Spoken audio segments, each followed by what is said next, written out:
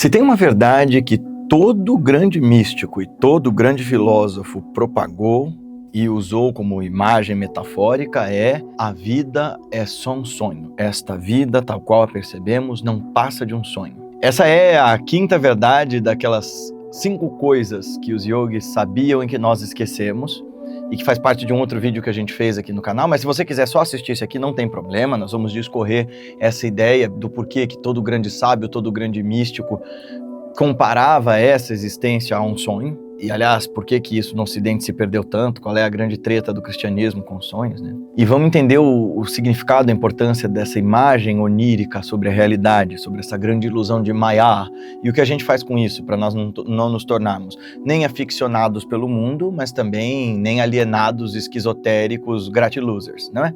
Então, continuando a série, quais são as coisas, dentre tantas e tantas coisas que os mestres sabiam que nós nos esquecemos?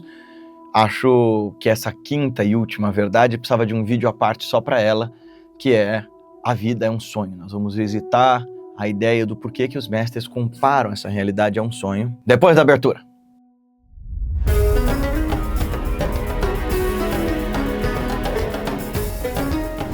Seja bem-vindo, bem-vinda à nossa casa, como o poema do Mevlana Rumi diz. Não é lugar de desespero, então vem, seja você quem for, porque aqui a gente trata do eterno, do profundo, do lúdico, do onírico, do simbólico. Falamos das vias místicas e as tradições filosóficas que querem encontrar o caminho para a última liberdade, para a suprema liberdade. Nós falamos aqui desses meios hábeis de encontrar refúgio e abrigo dentro de nós e transbordar esse paraíso portátil que a gente carrega para o mundo ao nosso redor e, de alguma maneira, contribuir dia a dia para que a nossa realidade, nossa sociedade, nossos amigos e nós mesmos, antes de tudo, porque somos o reflexo do mundo, como diria Krishnamurti, nós somos o mundo e o mundo somos nós, né? Você é o mundo é você. Para que a gente seja melhor a cada dia e que nós deixemos nossa marca em gestos de compaixão, generosidade, bondade, de veracidade e de lucidez nessa complexa, vasta existência que todos nós compartilhamos. Então, antes de começar o vídeo, como sempre, se você está interessado no caminho da Revolução de Si, vem aprender com a gente. O Instituto Revolução de Si está aberto para isso. Se você quiser entrar num processo mais profundo de investigação da consciência, de trabalhar a inteireza do seu ser, marca um horário comigo para a gente começar um processo terapêutico, um processo de instrução na sadhana, ou vem meditar gratuitamente às quartas-feiras à noite, ou vem participar do Raja Yoga, ou conheça os nossos cursos online. O Instituto Revolução de Si existe para que a gente promova esses encontros que nos tornem mais humanos, mais despertos, e a gente consiga sair deste sonho. Bom, vamos lá. Primeiro, vamos entender a estrutura dessa coisa toda dos mestres entenderem que a realidade é tal qual um sonho.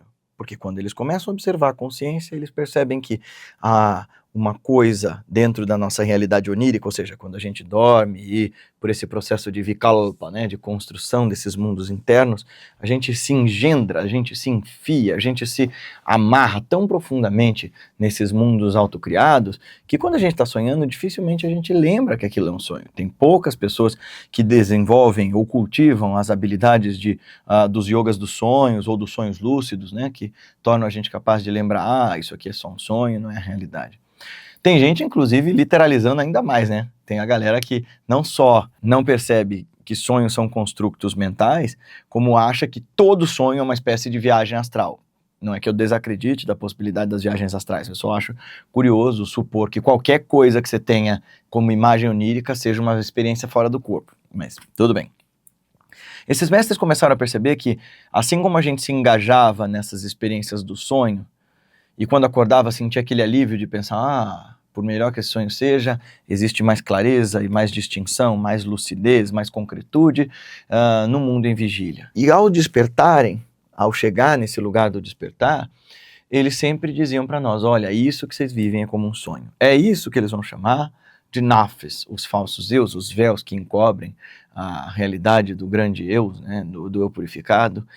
É isso que os yogis vão chamar de Maya, o truque de mágicas ou a ilusão cósmica que faz a gente pensar que há muitos quando na verdade é somente um, que há uma realidade palpável onde na verdade existe só sonho. Certo, Gui? Dá exemplos disso? Claro. Vamos olhar alguns dizeres dos mestres sobre isso e ver como isso te atravessa. Tá?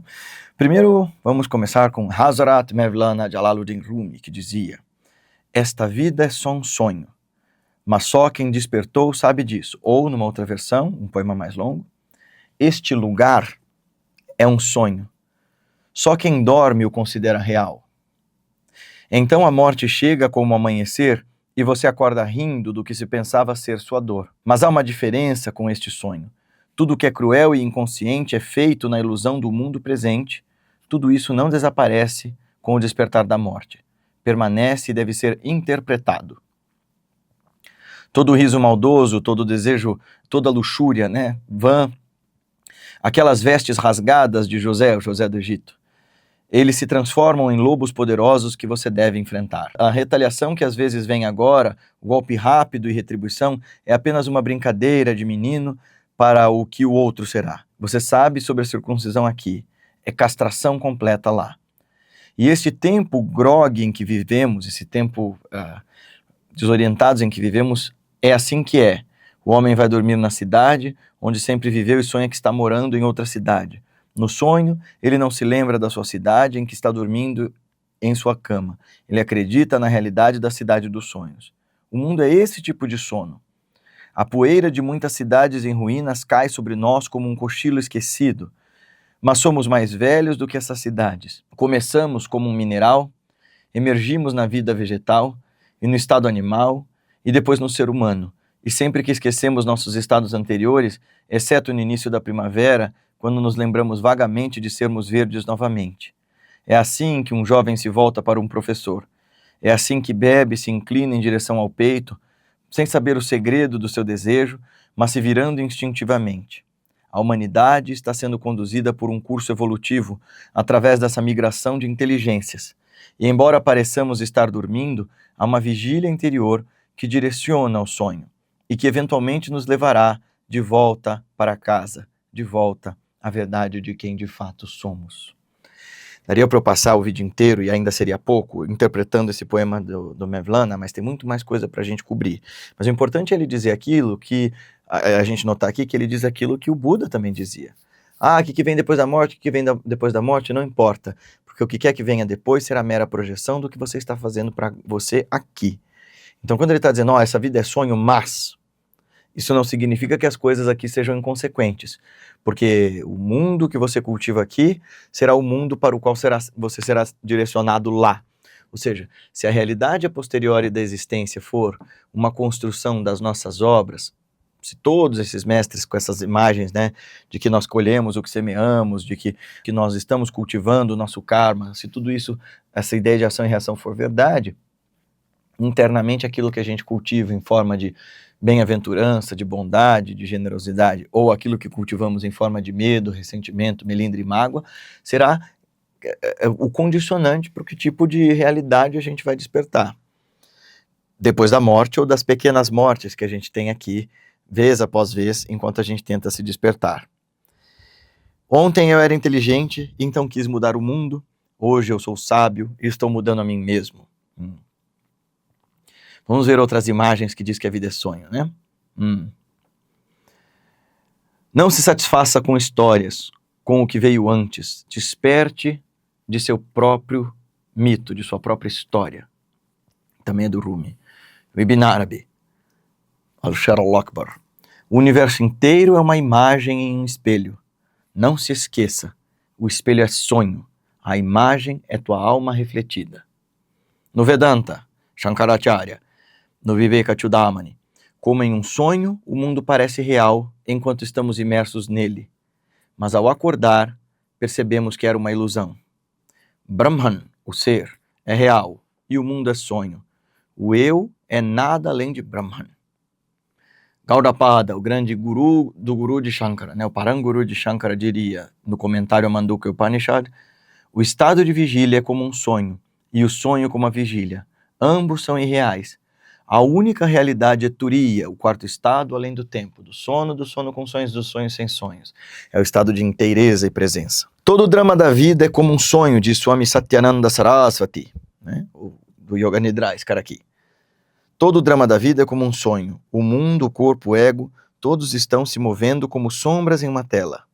Já o Tenzin Wangyal, o grande mestre do yoga tibetano dos sonhos, os sonhos e a vida desperta são feitos da mesma essência, projeções da mente. Nada mais do que percepções, computadas, avaliadas e julgadas por esse intelecto. Despertar é reconhecer essa natureza comum entre o sono e a vigília. Shri Swami Rama dos Himalaias, Swami Rama Bharati. O mundo é tão real quanto o sonho. A mente sonha o tempo todo, de olhos fechados ou abertos. A gente fica o tempo todo sonhando com o que vai ser depois, com o que veio antes, com o que poderia ter sido. Já o budismo diz, no Sutra do Diamante, assim deverás ver este mundo, como uma estrela cadente, uma bolha em um riacho, um lampejo de relâmpago, uma miragem, um sonho, uma sombra, um reflexo ou um eco, uma passagem fugaz. Milarepa diz, a vida é como um sonho que nunca começou e por isso nada nela pode nos prender. Já Padmasambhava, Guru Rinpoche, esse cara aqui, todos os fenômenos, ou na sua forma irada, Dord Drolo, acho que é o nome, esse cara aqui. Todos os fenômenos, tudo que aparece, portanto, tudo que acontece no tempo e no espaço, são como um sonho, vazios, ilusórios, imutáveis. Perceber isso é sabedoria primordial. Já Shri Abhinavagupta, no Shivaísmo da Caxemira, diz, o mundo surge como um sonho do si mesmo, como um sonho do self, como um sonho da alma, como um sonho do eu real. Uma dança da consciência que brinca consigo mesma. Então, uma projeção do grande sonho de Mahadeva. Utpaladeva, o grande codificador, um dos mais antigos mestres do Shivaísmo da Caxemira, anterior ao Abhinava. Aquilo que percebo fora é apenas um reflexo do que vibra dentro de mim. A realidade é onírica, ou seja, a realidade é como um sonho, um jogo da consciência una. Ikshemaraja diz, a dualidade, seja, o mundo separado, eu e o mundo, sujeito, objeto, é uma ilusão sustentada pela ignorância. A vigília, o sonho e o sono sem sonhos são expressões de uma mesma consciência. No taoísmo, o Zhuangzi, ou Sun Tzu. Sonhei que era uma borboleta voando livre pelo espaço. Quando acordei, não sabia mais se eu era Zhuangzi, que sonhou ser uma borboleta, ou uma borboleta que sonhando ser Zhuangzi. Acho que é Zhuangzi. Ou Zhuangzi, sei lá. Essa ideia, aliás, gente, fundou uma escola de pensamento inteira no taoísmo. Esse mestre teve esse poderoso sonho, né, em que ele era uma borboleta gozando de toda a liberdade de uma borboleta voando, pousando nas flores, como na música do Raul. E quando ele acordou, ele ficou pensando nisso. Será que eu sou um homem que sonhou que era uma borboleta? Ou será que eu sou uma borboleta sonhando que eu sou um homem? Olha esse dilema filosófico aí para você. O Lao Tse, ou Lao Tzu, o sábio vê o mundo como um reflexo, uma miragem. Ele se move como em uma dança e um sonho, leve e sem apego. Então o que a gente viu com esse enorme panorama? Eu ainda vou ler mais coisa para vocês. Que todo mestre diz que o caminho daquele que busca a sabedoria é cultivar uma outra postura filosófica, uma outra postura existencial, uma outra postura psicológica frente ao que chamamos de realidade. É olhar para tudo isso que nos aparece e dizer isto é vazio. Pensar que essas coisas são vazias de substâncias, não são eternas, são plásticas como um sonho, nos dá algumas hipóteses. 1, elas podem ser modificadas. 2, como em todo pesadelo, nem tudo está sob meu controle, ou qualquer sonho prazeroso. 3, essas coisas aparecem espontaneamente, embora o conteúdo do nosso inconsciente aqui as governe. 3, não adianta eu tentar me apegar às substâncias dos sonhos. Uma hora eu vou ser obrigado a despertar. E 4, o despertar é inevitável, porém adiável.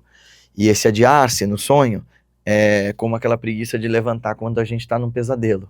A gente fica ali, deitado, fazendo força, mas o pesadelo não vai embora.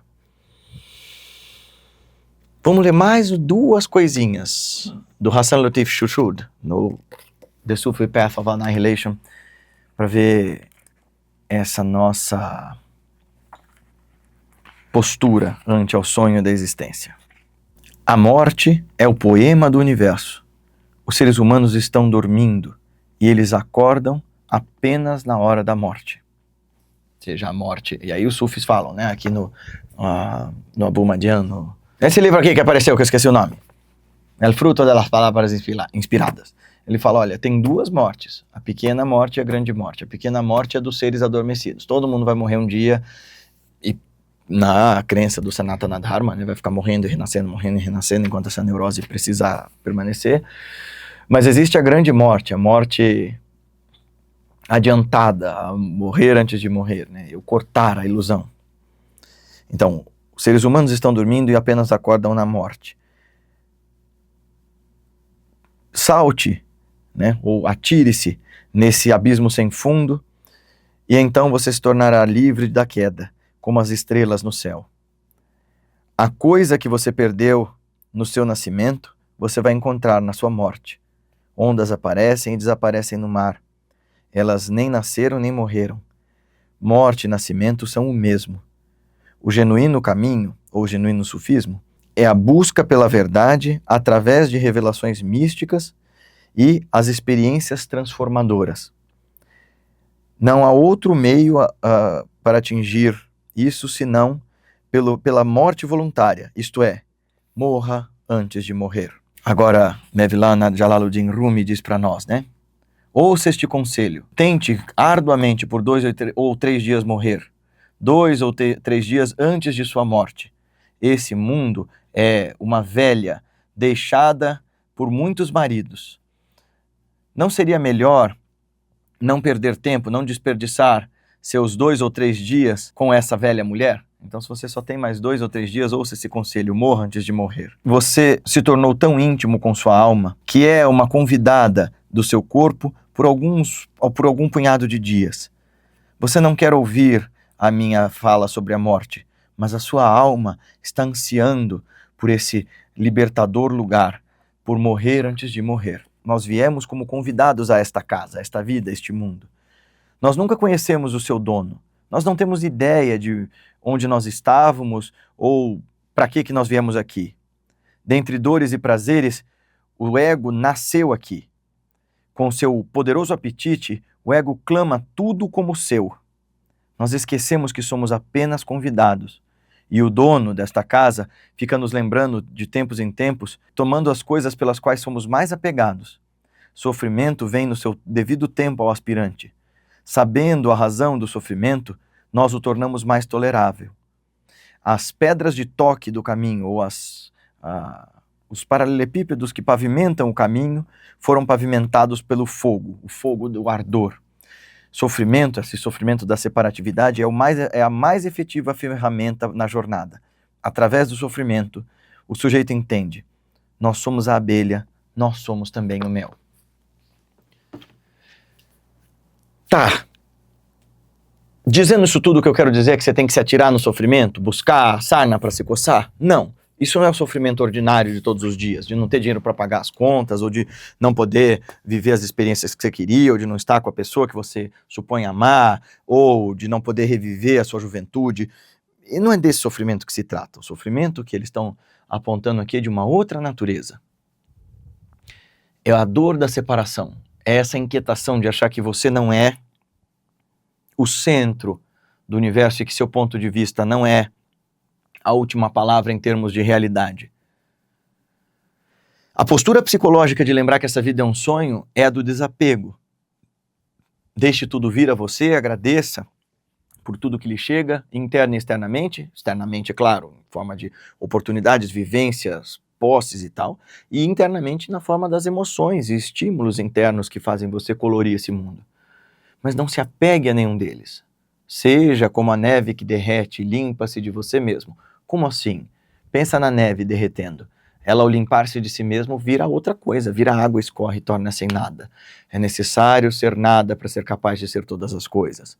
Essa realidade plástica, transformadora dos mestres, vai trabalhando esses recônditos em nós e vai fazendo a gente ter outros tipos de insight. Não pense que foi só uma coxa de retalhos o que eu passei aqui, sem muitas explicações. O que eu quero com esse vídeo não é que você conceitue o que os mestres querem dizer de maneira racionalista e seca com a vida é um sonho.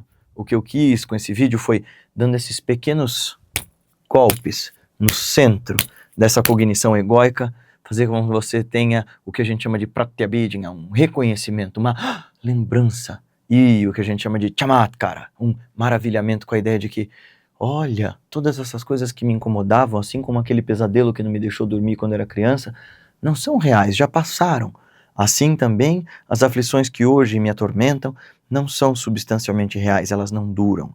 O que dura é a testemunha, aquele princípio que é sempre refulgente e luminoso, sempre pacífico e sereno. É esse lugar do silêncio mais profundo que nenhum poema ou teorema pode definir, e que por mais que as ciências avancem e que as verdades sejam ditas em muitas línguas, elas não expressarão essa inteireza, essa totalidade.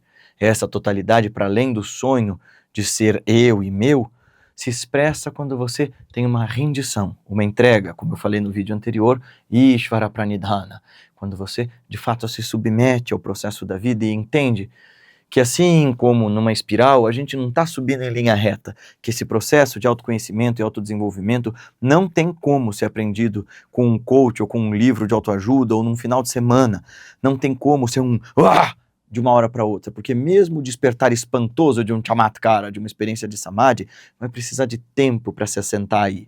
E ou você consegue transportar essa consciência de que este mundo é um sonho, mas conforme eu me cultivar nele, assim eu irei seguir depois dele, você não vai entender a inteireza dessa verdade. Porque pensar que essa vida é só ilusão, de modo a tentar ser escapista em relação a ela, só te prende ainda mais em um sonho egocentrado, ou seja, você entra num sonho dentro de um sonho, tipo no filme A Origem, né? Inception. Então a gente rompe com o sonho, entregando-se ao bem viver nele, ao bem amar, ao bem querer, ao bem fazer e ao bem buscar. E ao fazer as práticas meditativas, como disse o Sher, né, o Hassan Shushud, não tem outro jeito, a gente precisa morrer antes de morrer. E não há outra forma de morrer antes de morrer, se não for pelas revelações místicas e as experiências transformadoras, transformational experience. Essas revelações místicas e essas experiências transformadoras se dão a partir dos métodos desses mestres que querem fazer uma disrupção nessa nossa mente ativa, egóica e controladora, e fazer com que a gente acesse, por experiência direta, por Anubhava, essa realidade última que já é você, mas da qual você se esqueceu. Isso, essa noção de separatividade, de egocentrismo, egoísmo e egolatria, essa noção de isolamento, isso é Mahamaya. Esse é o grande sonho do qual nós precisamos despertar, e como Rumi diz, todos estamos sonhando e só aqueles que já despertaram sabem disso, os outros estão só, nós, Hobbitinho, estamos só teorizando e ansiando, mas há um raça, um sabor dessa verdade que nos convida a sair desse sonho, assim como quando a gente está sonhando, um elemento ou outro faz com que a gente começa a desconfiar, tem algo aqui de insubstancial, de irreal, eu preciso ir mais fundo, enxergar a realidade. Tudo o que eu pensava estar certo não passa de ilusão em cima da delusão. Se você quiser, a gente pode te mostrar o caminho. Até mais.